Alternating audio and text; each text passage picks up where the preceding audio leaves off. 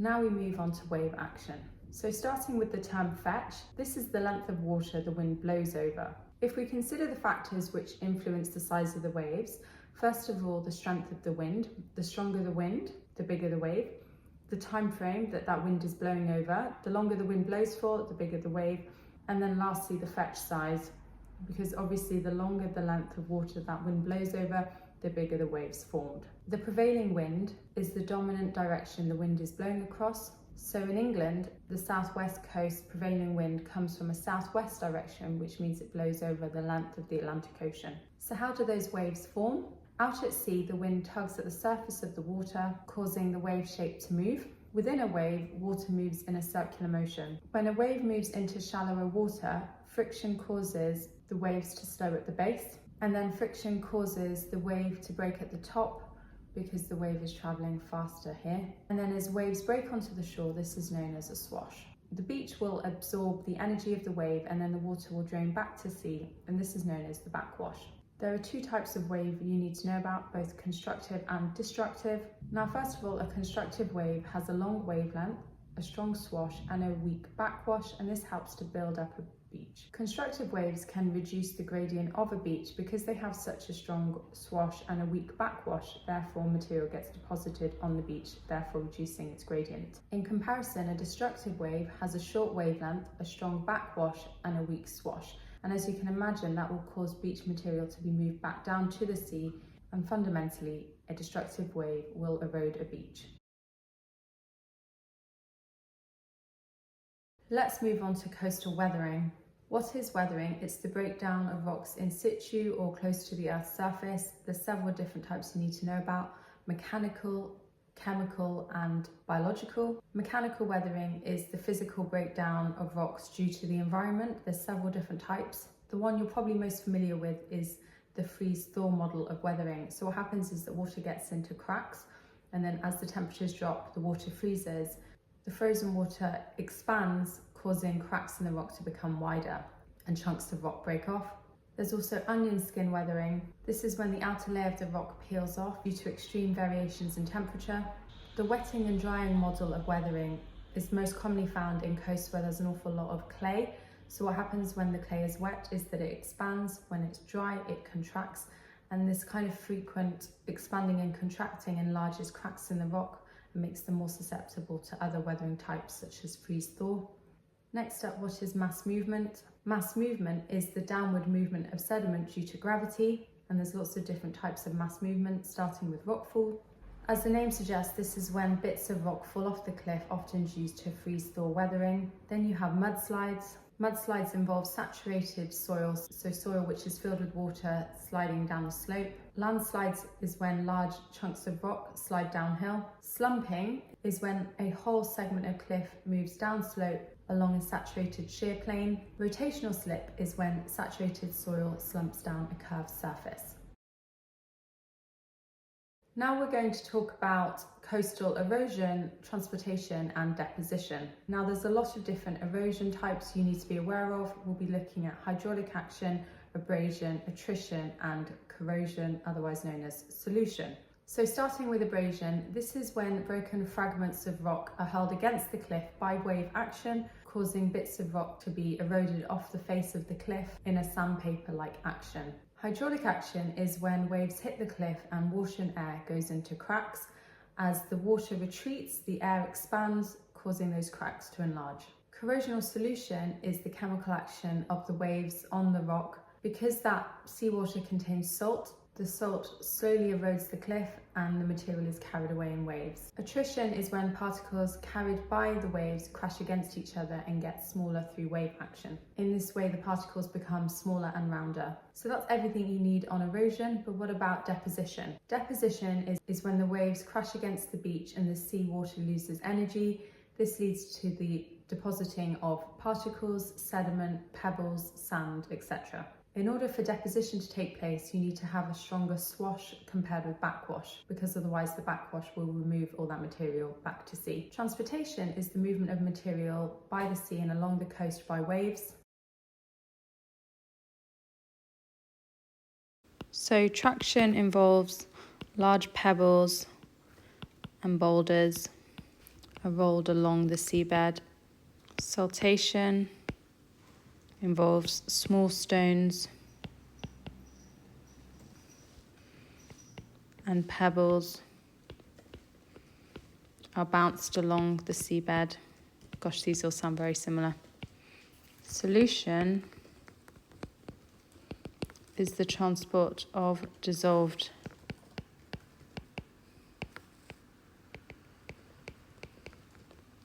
rock. And now we're going to talk more about longshore drift.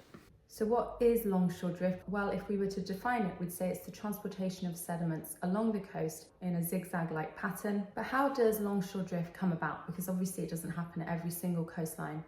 Well, first of all, you need the prevailing, so that's the dominant wind blowing at an angle to the coast. Because the prevailing wind is at an angle, the waves swash deposits material at an angle on the beach.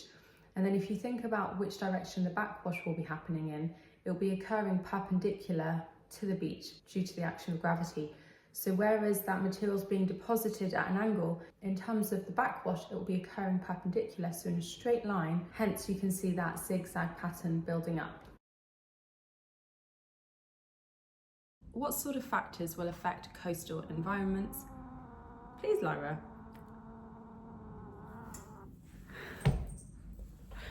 First of all, rock type. The harder the rock, the less erosion that takes place, so the higher the cliffs formed.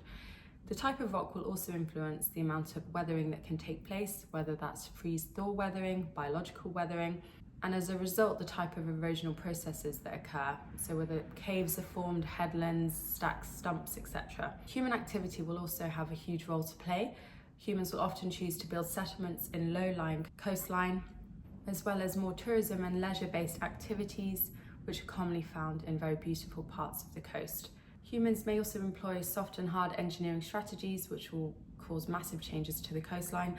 Hard engineering strategies include things like groins and seawalls, which help prevent erosion. Soft engineering strategies include the replenishment of beaches. If there's a huge number of fish in the sea, fishing practices will become important. Any fishing boats going out, if there are oil spills, or even larger ships, they'll have an adverse effect on the environment, particularly coral reef ecosystems. Rising sea levels will influence coastal landforms because obviously with the burning of fossil fuels, so the increase in the amount of CO2 being released as well as methane from farming cows, this will all lead to polar ice caps melting, rising sea levels, and that may lead to flooding of low-lying land. Vegetation may also influence coastal landforms. So we tend to think of vegetation as a good thing because the roots stabilise the slopes, but equally with increased number of roots comes an increased chance of biological weathering, because remember, those roots get into cracks in the rocks, they expand the cracks and mean that some of that rock may break off and fall. Hi everyone, I'm now moving on to the role of erosional processes in the formation of landforms. So basically what this video is about is how do headlands, cliffs, wave-cut platforms, stacks, arches, caves, stumps all form. I hope I remembered all of those. So let's start with a headland. Well, a headland forms where you have discordant coastline. You need layers of soft and hard rock which run at right angles to the sea. That soft rock erodes first due to both hydraulic action and abrasion, and then you get the formation of that headland together with a bay. But what about a wave-cut platform? Well, as the name suggests, you're going to end up with a notch at the base of a cliff. So the waves pound the cliff between the low water mark and the high water mark, creating a notch. Now, hydraulic action and abrasion will deepen that notch, so you end up with this kind of overhang. That overhang is unsupported, so it eventually collapses, producing a huge amount of debris on the base of the cliff, and through the action of the waves, that will remove that debris over time, meaning that the cliff will retreat. And at low tide, you'll see that wave-cut platform being exposed as that water retreats. Now, the cliff is further altered in its shape by the action of weathering. That could be mechanical weathering, so freeze-thaw weathering, where water gets into cracks in the cliff, freezes, expands, causing chunks of that rock to break off. It could be chemical weathering, so that's really the action of acid rain. Biological weathering is when those plant roots get into cracks and they cause those cracks to widen, and again, those rock bits will fall off, further eroding the cliff.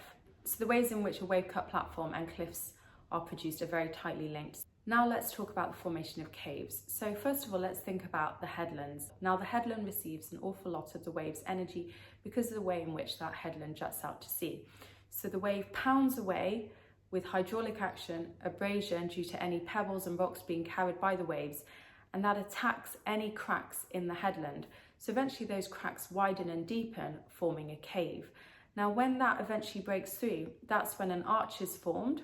So that's when you can see the light all the way through that cave. So you'll create this huge arch. Now the roof of that arch is unsupported.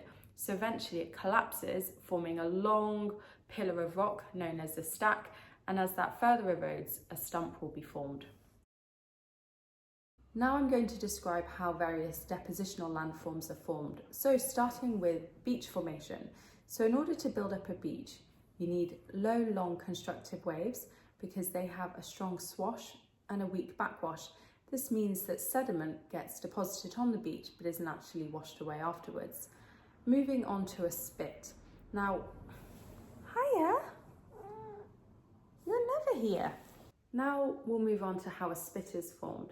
So in order for a spit to be formed, you need sediment to be moved along the coastline by longshore drift in the direction of a strong prevailing wind. That sediment gets deposited if there are low, long constructive waves, because remember, they have a strong swash and a weak backwash. Now, as the coastline changes direction, the sediment continues to be deposited. So that's how a spit forms. Now, if that spit joins a headland, we form what's known as a sandbar. And then if there's a small river running behind that sandbar, you get a lagoon. And Slapton Ley in Devon is a good example of a lagoon behind a sandbar. Distributions and features of coral reef ecosystems and mangroves.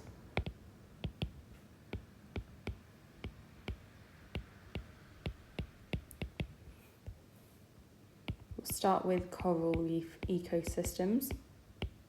So what is commonly found? What are the features of coral reef ecosystems? Well, they're made up of things called coral polyps, which don't worry too much about whether you know that word, but it kind of doesn't make sense without it. But the point about coral polyps is that they're tiny animals which contain algae, which is a type of plant. They make calcium carbonate. So that's a feature that you'll need to provide in the exam, that coral reef ecosystems contain a lot of calcium carbonate, that's limestone, and that's actually what makes them so hard. Commonly found in coral reefs is high levels of biodiversity, so that's the variety of animals and plants found there, and that they're home to lots of small fish. So if you've seen Finding Nemo, clownfish for example.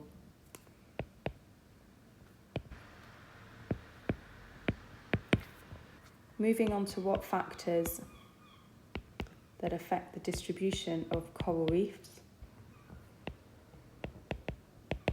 Number one, you need a very specific temperature range. So you need a minimum of 18 degrees Celsius in order for that coral reef to survive. The optimum temperature is actually 25. It's worth learning that number.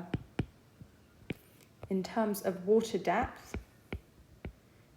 you need quite shallow seas, so less than 25 meters deep. And why is that? Because it allows sunlight to penetrate. And it's that sunlight that the algae use in their photosynthesis. In terms of pH, and this is why global warming is such a concern, because it's actually reducing the pH of the seas. Corals require quite an alkaline pH, so a pH of between 8 and 8.5 to grow. We need salinity, so that means salty water, i.e. seas and oceans. So if we were looking at positive factors which affect the distribution of coral reefs, what do they need? This is a specific temperature, water depth, pH, salinity. But what are the adverse effects which will actually reduce the distribution of coral reef ecosystems? Well, as you might expect, it's human behaviours. So human behaviours that damage coral reefs and limit their distribution. I've already touched on one. Burning fossil fuels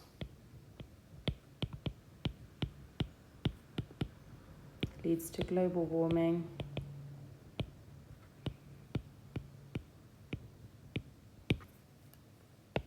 Sea levels rise.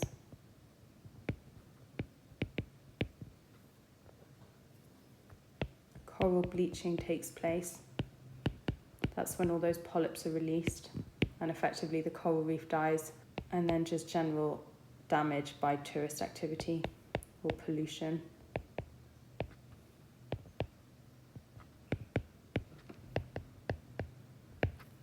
So what are the features of mangrove ecosystems? Well, first of all, you'll find that they are trees which effectively have 1 foot in the sea, 1 foot on land. So they're trees which live on the coastline. You'll find shallow water there, which will definitely influence their distribution. So that shallow water needs to be between 0.5 and 2.5 meters deep. You have very characteristic tangled roots, and they grow above ground to form things called thickets.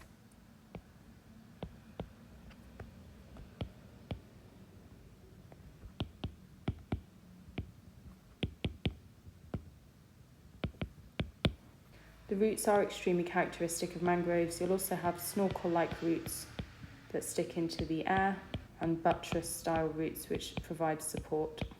Also common to mangroves are high humidity and high temperatures, and I'll talk about those exact values when we look at the distribution of mangroves. So what factors affect the distribution of mangrove ecosystems?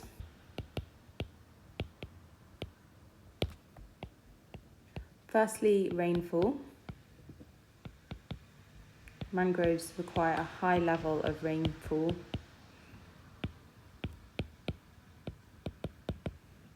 That's anywhere between 1,500 and 3,000 millimetres per year.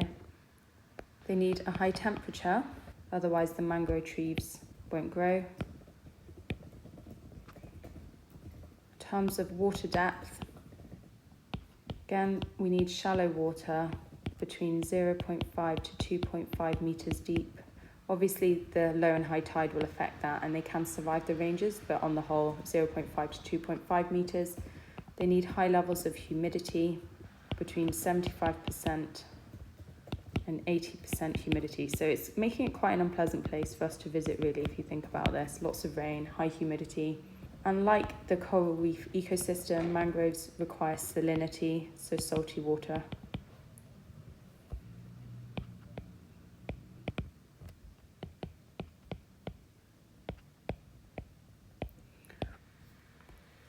As with coral reef ecosystems, human behaviour can affect the distribution of mangroves. So that includes deforestation, so cutting down of those mangrove trees, and humans use that for timber and building material. You also find that mangroves are commonly removed in order to make space for aquaculture, such as shrimp farming.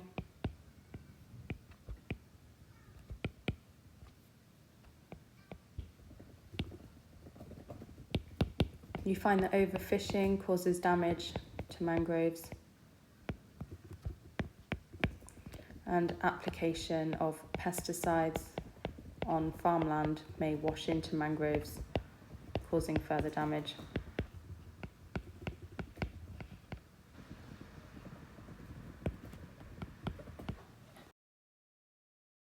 Features and distribution of sand dunes and salt marshes. So starting with sand dunes. So what are the features of sand dunes? Well, you'd expect them to be made from blown in sand. Marram grass is a special type of vegetation, very common to sand dunes. They have an undulating shape. Think about the Sahara Desert, how much those sand dunes go up and down, and they're fragile. So they are easily eroded, particularly by high winds. What factors affect the distribution of sand dunes? First up, a wide beach with large quantities of sand is needed in order for a sand dune to form.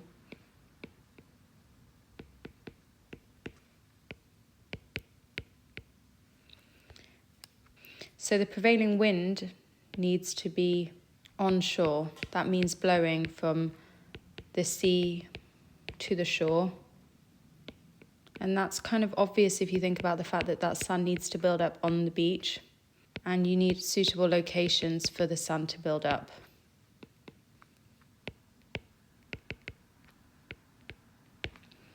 So how does the sand dune build up? First up, you need the beach to dry out at low tide.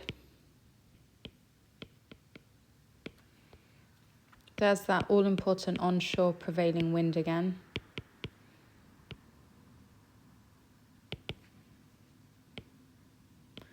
And that causes the sand to build up, commonly around obstacles.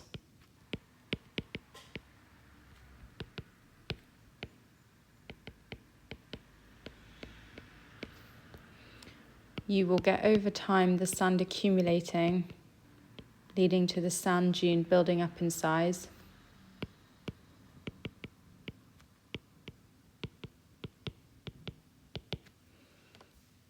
You get lots of mini sand dunes building up because they get protection from the original sand dune.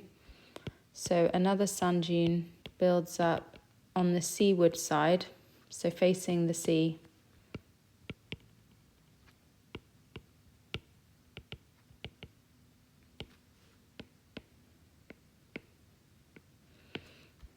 And then vegetation such as the marram grass, the roots of that grass will help fix down the sand.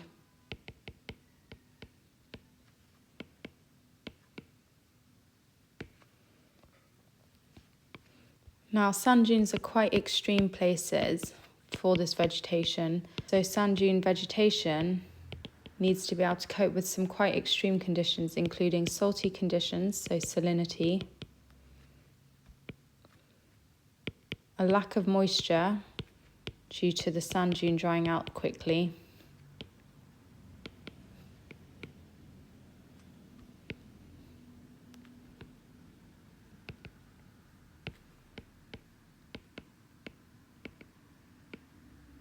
high winds, and the fact that the vegetation is often submerged by the wind-blown sand. So marram grass is extremely specialised to be able to cope with these tough conditions. Moving on to salt marshes. A salt marsh is an area of coast that is flooded and drained by salt water, which has been brought in by the tides.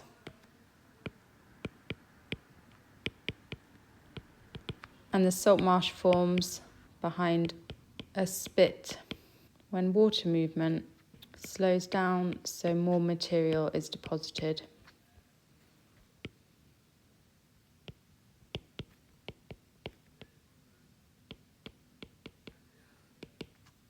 In terms of their distribution,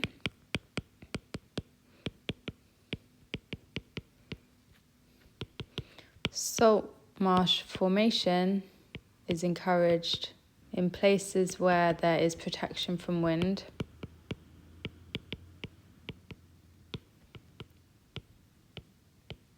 You need partly salty water, and you need water regularly flooded by tides. A large expanse of mudflat is also required. So to really point out the features of a salt marsh, quite repetitive, but you need that large expanse of mudflat, slow-moving water, salt-tolerant vegetation, plants, which may include grasses, reeds and rushes. There's often peat, which comprises of decomposing vegetation. Partly salty water, and water regularly flooded by tide.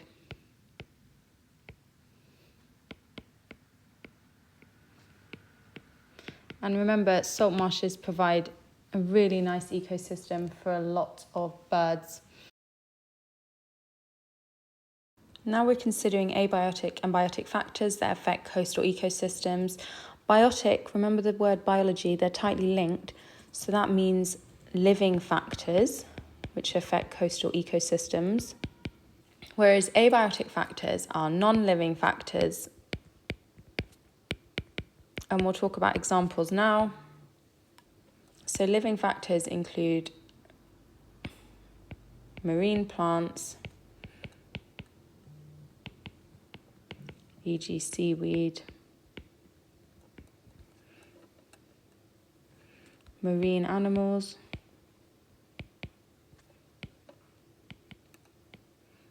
such as seagulls, and even microscopic organisms like zooplankton. Non-living factors include climate, and you can be really specific there. You can talk about temperature, soil pH, rainfall, wind levels. It could be salinity, so salt water, rock type, any minerals or nutrients present. So you can absolutely see this division between biotic, living and non-living factors, which are abiotic factors. Be prepared to talk about specific coastal ecosystems. So for example, if they ask about sand dunes, your living factors would include that marram grass. It could include any organisms which cause disease to that marram grass. It could include animals burrowing inside the sand dune. The non-living factors would definitely include climate, so temperature, soil, pH, rainfall, wind. Now we're considering how coastal ecosystems are threatened by people and their activities. So what human activities affect coastal ecosystems? Well, to briefly summarise, they can be subdivided into industrial activities, agricultural ones, so ones relating to farming, tourism activities, so people going on holiday, as well as deforestation, so that means cutting down vegetation and trees. So let's take each of these in turn. So number one, industry. Dumping of industrial waste into the sea causes water pollution,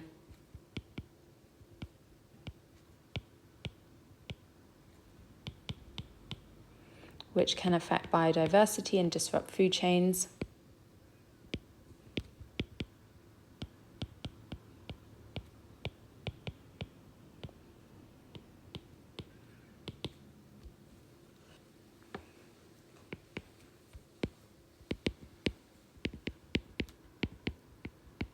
Remember, biodiversity relates to the variety of living organisms, whether that's plant or animals within a particular ecosystem. So obviously, this dumping of industrial waste will reduce biodiversity.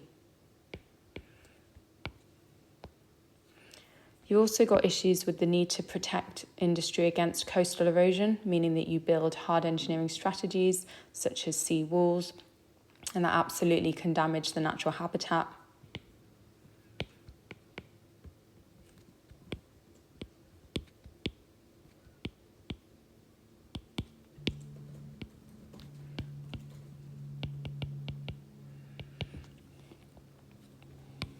Building ports and land reclamation for coastal development can lead to the destruction of coastal environments, reducing biodiversity.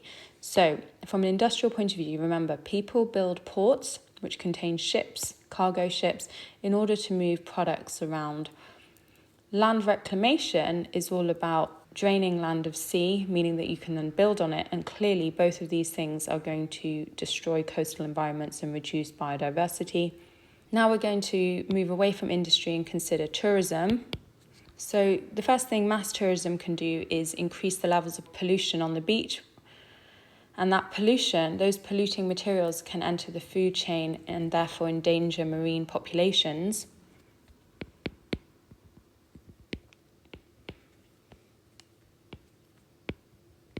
The tourism industry may lead to tourists scaring wildlife, which obviously has a negative impact on the coastal ecosystem.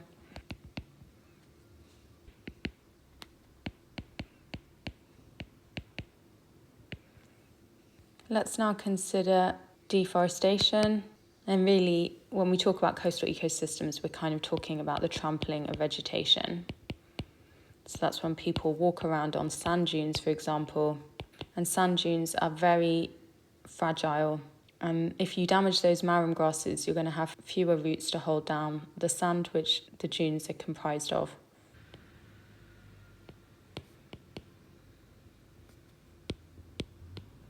And then lastly, agriculture, so farming. Now, farming often uses chemical fertilizers. Now, remember, when it rains, these may be leached, washed into the sea or onto salt marshes. Make sure your answer is relevant to the exact question being asked. I'm just going to write leached into water, which leads to eutrophication. So that's the buildup of algae. When the algae dies, bacterial numbers increase, using up all the oxygen, making that water very lacking in oxygen, therefore reducing aquatic life. So that's going to damage the ecosystem. Agriculture also involves the applying of pesticides. So these are chemicals which kill pests, like aphids. Now these are very toxic and they disrupt food chains. And if they build up in those food chains, two good words to use are biomagnification and bioaccumulation. Remember, with agriculture, you'll often find land reclamation just to provide more land for farming. So we can steal this answer here.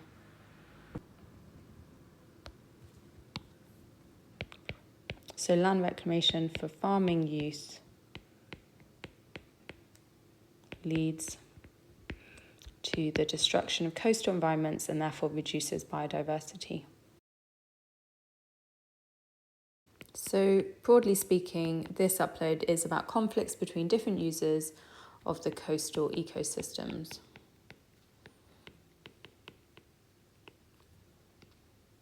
We're going to start by considering what goods are provided by coastal ecosystems. So obviously human food, from fishing, using lobster pots to obtain shellfish. We get animal feed from fish meal. Obviously, seawater is incredibly salty, so we can obtain that salt, and that helps us preserve food. And particularly in the olden days, this was the main way in which people preserve their food. And then lastly, we get land, which can provide space to build settlements and farming. We also get construction material, particularly sand, which we can harvest from our beaches, and we need that sand for making concrete, cement, mortar, which we stick our bricks together on our houses. What services now are provided by coastal ecosystems?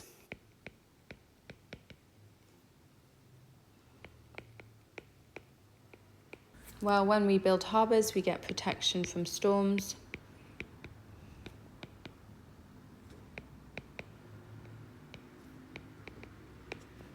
Leisure pursuits, such as scuba diving, snorkeling,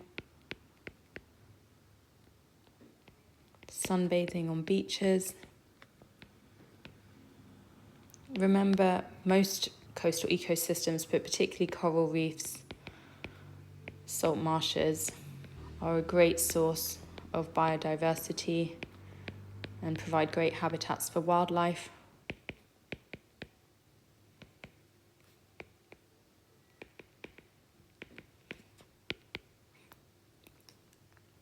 Who are the main users of coastal ecosystems? Well, local residents who live there,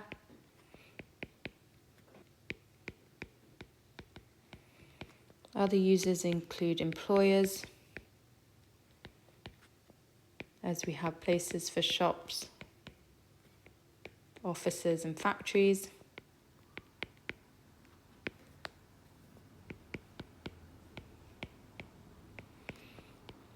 Places for farmers, if that land has been reclaimed, they can plant crops or keep their animals there.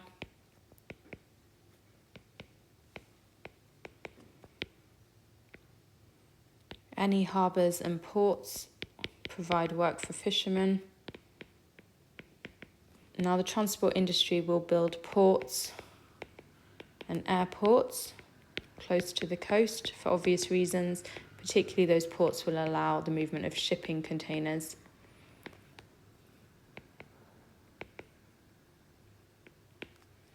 And then finally tourists, which is probably the one which you'll think of first of all, which will be using the beaches and hotels which have been built there. Now really looking at potential conflicts. So potential conflicts over use of coral reef ecosystems.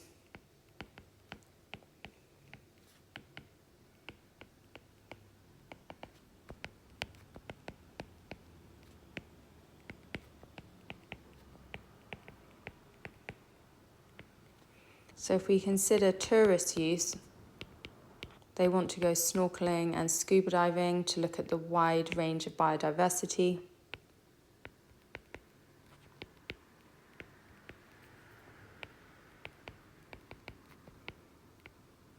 Then you've got fishing men, which will want to fish on the coral reefs, reducing biodiversity, causing potential damage. So a major source of conflict here is going to obviously be the conservationists will want to preserve the coral reef, which is likely to conflict with the interests of the tourists and the fishermen who want to use it as a resource.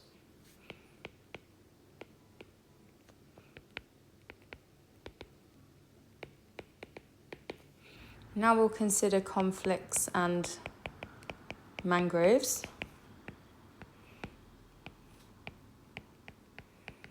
Remember, mangroves provide a great place for fish and crustacean nurseries, so where they are going to spawn and bring up their young. Those mangrove roots trap silt and help create new land. Mangrove timber provides a source of fuel and building material.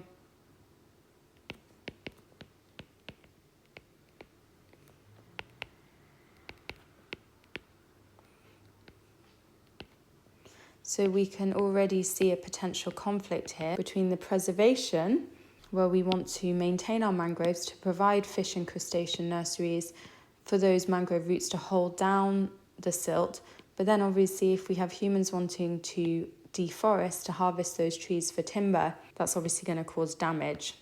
So there's a conflict between preservation and destruction of mangroves. And we'll really talk about what those types of destruction are. I've already mentioned deforestation, land reclamation, and even aquaculture,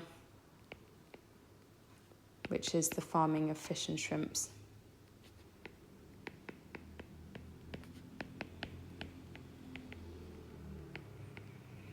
So the roots hold down silt and the mangroves provide protection for low-lying land against storm surges.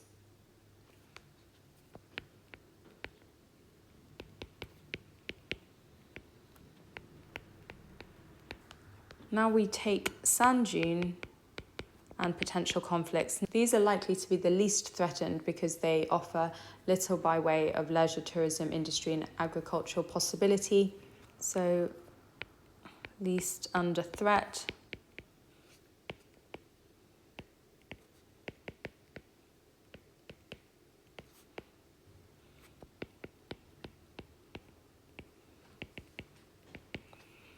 There's one way in which they could be used for leisure activity. People like to build golf courses and they like to go trekking and horse riding because they are very pretty, and obviously that can destroy that fragile sand and marram grass.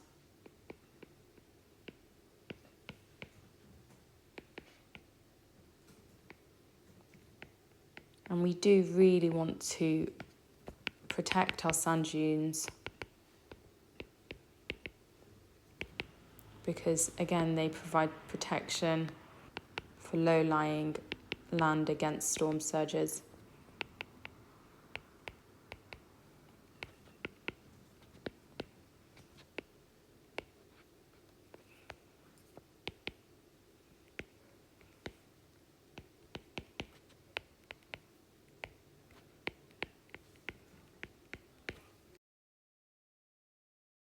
Moving on to causes of coastal flooding.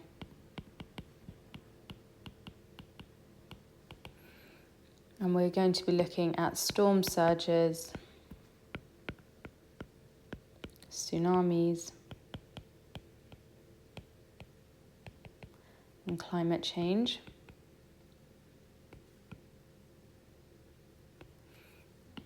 Starting with storm surges. What is a storm surge? Well, it's a temporary rise in local sea level produced when a storm reaches a coast.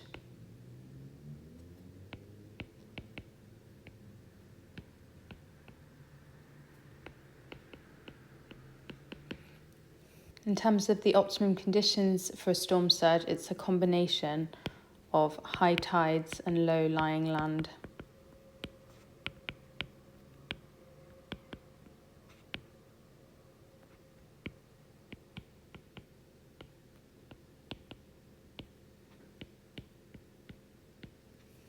And a place where this commonly happens is the Bay of Bengal. What about tsunamis? So how are tsunamis caused? They're caused by earthquakes which occur at destructive plate boundaries.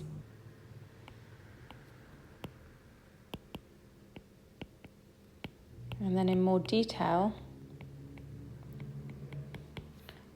an oceanic plate is subducted, so forced under a continental plate.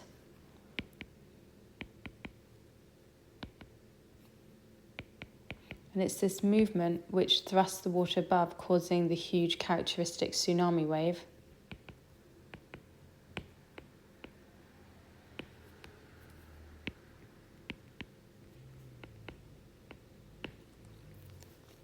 And as we know, these waves can travel enormous distances.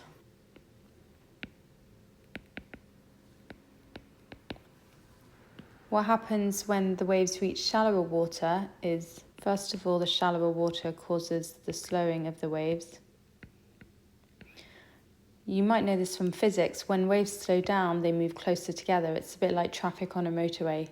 The slower the traffic, the closer the cars are. The height of the wave may increase by several meters.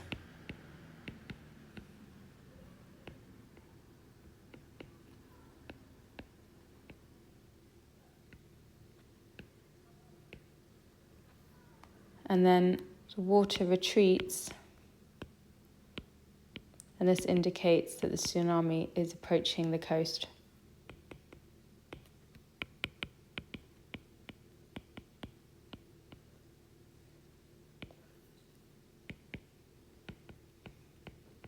And then you get the huge waves which are characteristic of the tsunami.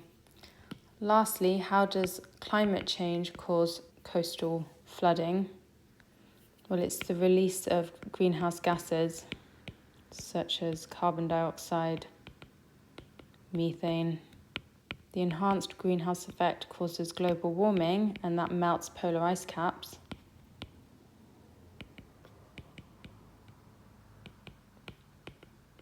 And you get a rise in sea level, which will obviously flood low-lying land and coastal areas.